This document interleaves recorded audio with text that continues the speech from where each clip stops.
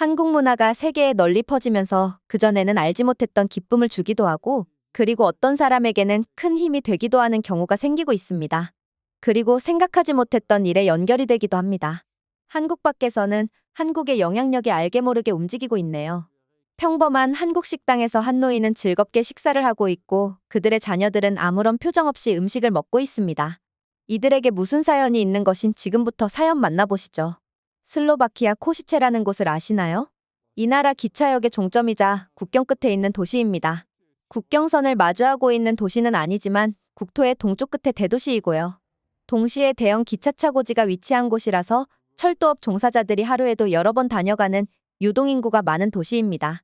그리고 저는 이곳에 살고 있는 레나타라고 합니다. 이제 생긴 지 1년밖에 안 된 한식당의 종업원으로 근무하고 있습니다.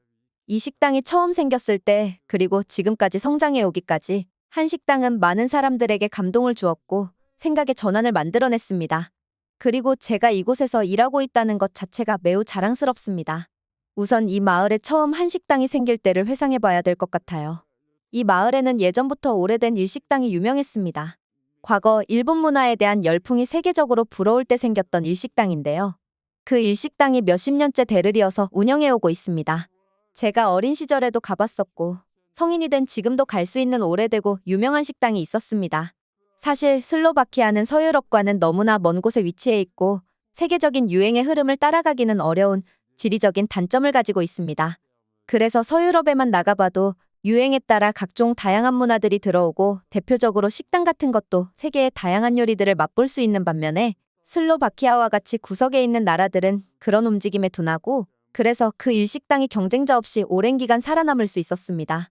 제가 근무하는 한식당이 생기기 전까지만 말이죠. 어느 날 갑자기 주차가 용이한 1층짜리 건물에 공사가 시작되었습니다. 그리고 사람들은 지나다니면서 여기 새로 무엇인가 생기나 보다 궁금해하기 시작했습니다. 처음에는 대부분 마트라고 생각을 했습니다. 주차장이 건물 부지보다 넓었으니까요. 하지만 마트라고 하기에는 초라한 사이즈의 건물이라서 과연 여기에 무엇이 들어오는지 궁금증은 커져만 갔죠. 아무도 그 공사 현장에 대한 정보가 없었습니다. 그러던 어느 날 한국 식당이 들어온다는 현수막이 크게 붙더니 모든 사람들의 이목을 집중시키기에 이르렀습니다. 많은 사람들은 놀랄 수밖에 없었는데요. 저와 같은 젊은 세대의 또래들은 드디어 우리 동네에도 한국 음식점이 들어오는 것이라며 신나했고, 어른들 같은 경우에는 개성 있는 물건을 파는 마트쯤으로 생각했는데 잘 모르는 식당이 들어온다고 하니 실망하는 분위기였습니다. 저희 부모님도 그런 생각을 가지고 있으셨죠. 하지만 저를 포함한 제 친구들 같은 경우는 이 식당이 오픈되면 바로 가보자며 약속을 하기도 했어요. 이렇게 세대별 온도 차이가 컸습니다. 당연히 저는 한국에 대한 관심이 있었고 맨날 화면으로만 구경해야 하는 한국 음식이 궁금하기도 했었고, 그리고 실제로 친구들끼리 모여서 재미로 한국 음식을 만들어 먹어봤는데 당연히 맛이 잘 나올 리가 없어서 제대로 된 한국 음식을 먹어보고 싶었던 상황이었을 때 그 식당이 나타난 것이니까요. 그리고 그 식당은 저에게 더 특별해졌습니다.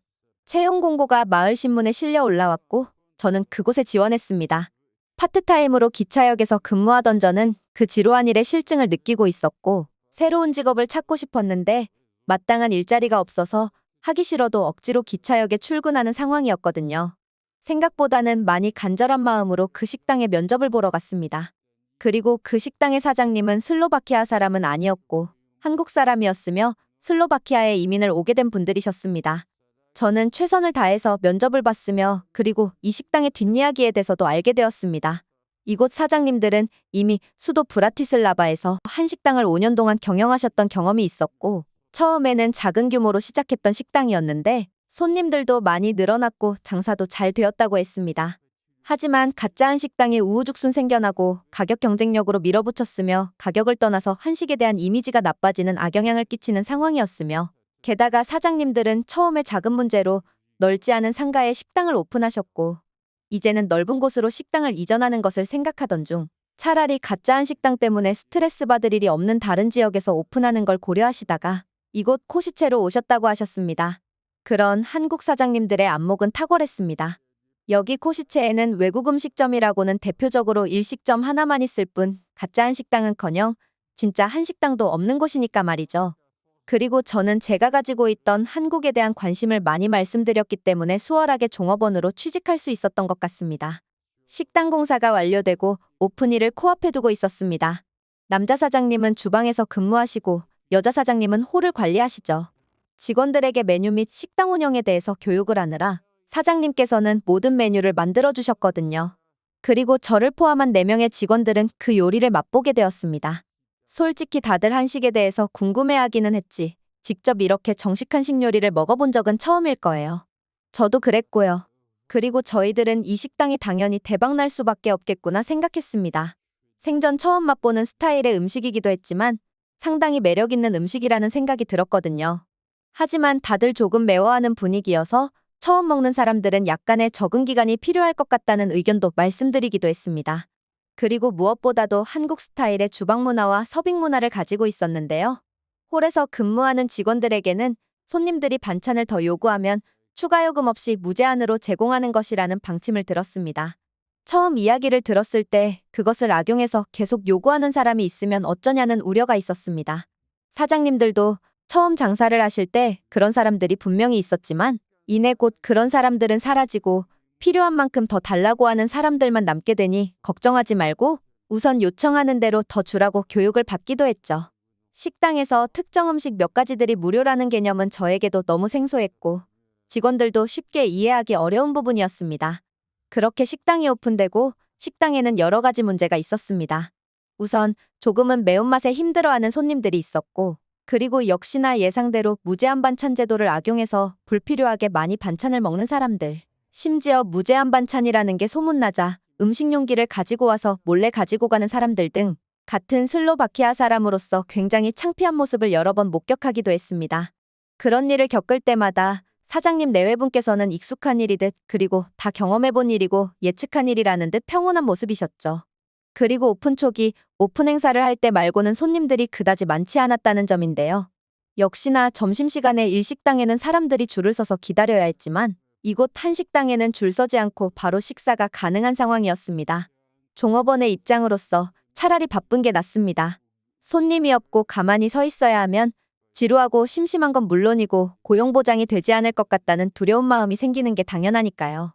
제가 봐도 잉여인력이 이렇게 남아도는데 누구 하나 안 자르는 게 이상하잖아요. 게다가 저와 같이 채용된 4명의 직원들 모두가 각자 생계를 책임져야 하는 상황에 놓은 사람들입니다. 여기서 해고되면 정말 힘든 상황을 만나게 될 것이 분명하기 때문에 다들 하루하루 불안했던 것 같습니다. 그리고 매일같이 남아도는 반찬을 보면서 한숨도 나왔습니다. 그럼에도 불구하고 사장님들은 준비해놓는 반찬 양을 줄이지 않았으며 필요량보다 더 많은 양의 재료들을 손질해 놓으셨습니다. 종업원들 입장에서는 답답할 뿐이었습니다.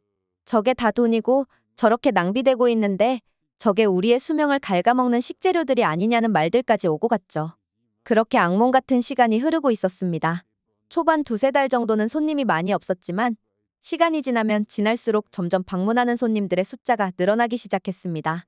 저희들의 고민은 손님들이 많아지면서 모두 해결이 되었습니다. 그리고 손님들은 점점 매운맛에 적응해갔으며 그리고 무료 반찬 가지고 그걸 공짜 음식점으로 생각하고 욕심부리는 사람들도 안 보이기 시작했습니다. 저희 종업원들은 역시 한식의 문화 그 자체가 슬로바키아에서 먹힌다고 생각했으며 저희가 보는 시야에서는 그게 정답 같아 보였습니다. 손님들의 반응들도 그랬고요. 하지만 저희가 몰랐던 사실이 숨겨져 있다는 것을 알게 되었는데요. 어느 날 한 번은 자신을 기자라고 소개하며 식당을 방문한 손님 한 명이 있었습니다. 그 손님은 사장님과 인터뷰를 하고 싶어 했지만 사장님은 그 인터뷰에 응하고 싶어 하지 않으셨습니다. 저희는 영문을 몰랐죠. 기자가 찾아와서 인터뷰하자고 하는데 식당 사장이라면 그 인터뷰에 참여해서 일종의 홍보 효과도 누리고 식당의 가치를 올리는 정말 쉬운 방법이라고 생각하니까 말이죠. 하지만 사장님은 인터뷰를 거절하셨고 결국 그 기자들은 저를 포함한 종업원들에게 질문을 했습니다. 저의 퇴근 시간에 맞춰 주차장에서 한참을 기다리고 있던 그 여기자가 저에게 다가왔고 자리를 옮겨서 몇 가지 질문에 대만 대답해 줄 수 있냐고 물었습니다. 사장님이 인터뷰를 거절하셨고 제가 그 인터뷰를 하면 안 되는 것을 알았지만 그래도 저는 그 인터뷰에 응했습니다. 물론 지금도 손님이 꽤나 많아진 편이고 장사가 잘 되는 편이 되었지만 저희에게도 잘 대해주시는 한국인 사장님들이 더 잘 되었으면 하는 마음에서 긍정적인 도움이 되고 싶었기 때문이죠. 당연히 익명을 보장해주겠으며 종업원이 몰래 인터뷰한 것을 티내주지 않겠다고 말하는 기자의 말에 넘어간 것도 있고요. 그리고 자리를 옮겨 카페에서 기자의 말을 들은 저는 놀랄 수밖에 없었는데요. 기자는 식당의 맛과 서비스에 관한 취재를 하러 온 것이 아니라 한국인 사장님이 뒤에서 하고 있던 선행에 대해서 궁금한 점들을 물어봤거든요. 저는 당연히 처음 듣는 이야기였습니다. 이 지역에 한식당이 생기고 난 후 무료급식소의 음식을 지속적으로 지원해주고 계셨고 영양소가 고르게 갖추어진 한식 덕분에 노숙자 및 노약자들에게 질 높은 무료 식사를 제공할 수 있게 되었다는 봉사단체의 이야기를 듣고 취재를 나온 것이라고 했습니다. 그러자 문득 과거 일이 생각났습니다.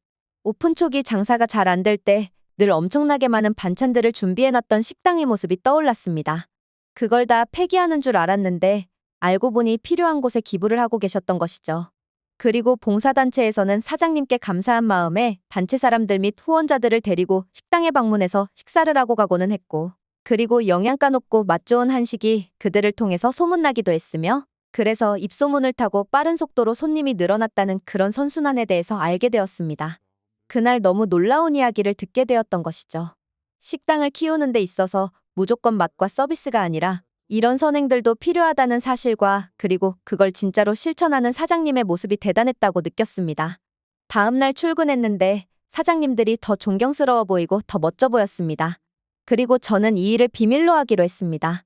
다른 종업원들에게도 알리고 싶은 좋은 이야기이지만 사장님이 인터뷰하는 걸 거부하셨고 소문내고 싶지 않은 일이라고 생각했기 때문입니다. 그러다가 하루는 모두가 사장님들의 숨은 선행을 알게 되는 일이 발생했는데요. 점심시간이 다 끝나고 한가한 오후 시간, 한 노인분과 그 노인을 모시고 오는 중년의 부부 세 쌍이 식당으로 들어왔습니다. 아마 할머니가 자신들의 자녀들을 데리고 식당으로 찾아오신 것 같았습니다. 일반적인 손님들처럼 주문을 받고 음식을 내드렸습니다. 그리고 한식당에 처음 온 듯한 그 손님들은 모두가 즐겁게 식사를 했고 한국의 반찬 문화에 대해서도 잘 몰라서 여러 가지 질문을 하기도 했었죠. 한식당에 처음 방문해보는 손님들의 질문은 정해져 있어서 늘 그래왔듯 설명을 잘해드렸습니다. 이때까지만 해도 특별한 점은 없었습니다. 그 손님들의 표정이 조금 무뚝뚝하다는 것 말고는요. 그리고 식사를 마치고 사장님에게 꼭 하고 싶은 말씀이 있다며 사장님을 불러달라고 하더군요. 종종 있는 음식 맛에 대한 극찬이라고 생각했습니다. 그렇게 사장님이 오셨고 중년의 남자 손님에게서 충격적인 이야기를 들었습니다. 지금이 저희 어머니의 마지막 식사입니다. 사실 저희 어머니는 노안으로 몸이 매우 안 좋으시고 입맛도 없으셔서 목숨 몇 명을 위해 조금씩 음식을 섭취하고 계셨습니다. 하지만 이 식당에서 기부해 주시는 무료 음식을 맛보시고 평생 못 먹어본 맛이라며 본인 입맛에 맞으셔서 다시 식사에 즐거움을 찾으셨죠. 그리고 지금 꽤나 기운을 차리셔서 이곳 식당에도 방문하실 정도로 건강을 찾으셨습니다. 하지만 이미 결정하신 안락사에 대해서 뜻을 바꾸시지는 않네요. 그래도 어머니에게 웃음을 찾아주신 이 식당에게 감사드립니다. 할머니께서도 당신 덕분에 그래도 죽기 전 먹는 즐거움을 다시 느끼게 해줘서 고맙다는 짧은 말을 남기시고 식당 밖을 나가셨습니다. 식당 분위기는 너무 조용했습니다. 뭐라고 할 말이 없는 상황이었죠.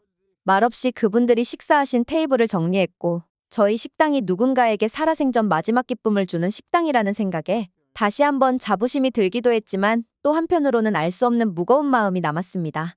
분명히 사장님에게 좋은 말씀을 남겨주고 가셨고 할머니도 웃으면서 식당을 나가셨습니다.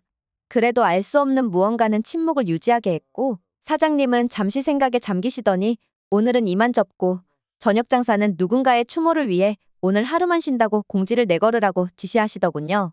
그냥 평범하게 식당을 운영하고 있었는데 누군가의 마지막 만찬을 대접해드릴 줄은 몰랐다며 감사한 일이고 기쁜 일이지만 그래도 그 할머니가 돌아가시는 길인데 우리는 신나게 웃으며 장사할 수는 없을 것 같다는 말씀을 하시며 말이죠. 그리고 며칠 뒤 이 이야기가 기사에 났습니다. 그 할머니는 무료급식소를 실질적으로 후원하고 계시던 부자 할머니셨는데요. 영양가 높은 음식을 무료로 제공해주던 한국 식당 덕분에 많은 사람들이 무료급식소에 관심을 가지기도 했고 노숙자들과 노인들이 더 질 좋은 식사를 할 수 있었다며 감사 인사를 전한다고 했습니다. 그리고 본인도 몸이 약해져서 안락사를 결정했는데 한국 식당에서 기부해준 음식 때문에 마지막으로 먹는 즐거움을 또 느꼈다며 말이죠. 그리고 할머니는 돌아가시기 전 식당에 방문해서 식사를 하시고 곧바로 스위스로 가셨으며 그리고 본인이 침상에 누워서 돌아가시기 전 유언을 남기셨으며 그리고 그날 식당 문을 닫고 추모의 뜻을 같이 했다는 걸 알고 계신 상태에서 돌아가셨다고 하셨습니다. 할머니는 웃으면서 돌아가셨으며 가족들은 식당의 배려에 다시 한번 감사했다고 하셨습니다. 이 기사가 내보내진 이후 식당을 찾는 손님은 더 많아졌으며 그 부자 할머니가 좋아하던 음식이 뭐냐고 그 반찬을 찾는 손님도 있을 만큼 식당에는 변화가 일어났습니다. 사장님은 그 할머니의 자녀분들에게 연락해서 뜻은 너무 고맙고 감사하지만 그래도 할머니의 이야기가 식당 마케팅처럼 되는 걸 원치 않는다며 기사를 내려줄 것을 요청했고 결국 기사는 내려갔지만 이미 이 마을 사람들은 이 이야기를 알고 있습니다. 그리고 사장님의 선행도 알려졌고요. 덕분에 장사도 잘 되어서 종업원 수도 늘어났으며 저는 홀 매니저가 되었으며 애정을 가지고 근무하고 있습니다. 이번 일로 참 생각이 많아졌습니다. 저에게는 단순한 일자리이자 지역의 흔한 맛집 중 하나지만 누군가에는 정말 특별한 장소가 될 수 있고 특별한 의미가 될 수 있구나를 깨닫게 되었습니다. 그리고 작은 선행일 뿐이지만 그 결과는 아주 거대할 수 있다는 당연한 진리도 깨닫게 되었습니다. 이곳 도시의 어느 날 갑작스럽게 찾아온 이 식당이 정말로 좋은 영향력을 끼치고 있다는 생각이 들었으며 이곳에서 일하고 있는 제 스스로도 자부심이 있습니다. 그리고 저도 남모르게 작은 선행을 실천하기 위해 매달 조금씩 후원을 하고 있습니다. 잠시 작은 선행이 큰 결과를 가져온다는 사실을 망각하고 계셨다면 제 이야기를 듣고 실천을 한번 해보시는 게 어떨까요? 선택은 여러분의 몫입니다. 그럼 이만 글 마치겠습니다. 오늘의 영상은 여기까지입니다. 그리고 지금 화면에 나오는 영상을 아직 시청하지 않으셨다면 지금 바로 시청해보세요. 재미있는 다음 사연이 기다리고 있습니다. 감사합니다.